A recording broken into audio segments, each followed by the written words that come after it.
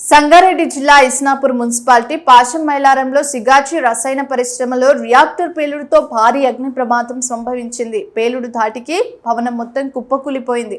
మరో భవనం బీటలు వారింది. ఈ ఘటనలో 37 మంది మృతి చెందారు. ప్రస్తుతం ఇంకా 35 మంది చికిత్స పొందుతున్నారు.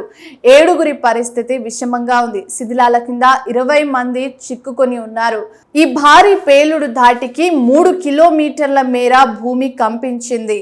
పరిశ్రమ ముందున్న రోడ్డు మొత్తం పూర్తిగా దెబ్బతింది.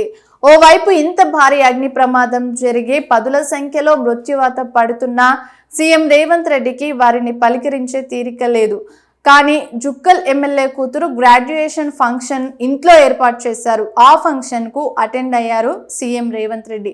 మరి ఇంత ఖాళీ సీఎంను మన దేశంలో ఎక్కడా చూడలేము. గ్రాడ్యుయేషన్ ఫంక్షన్కి ఎవరైనా అటెండ్ అవుతారా?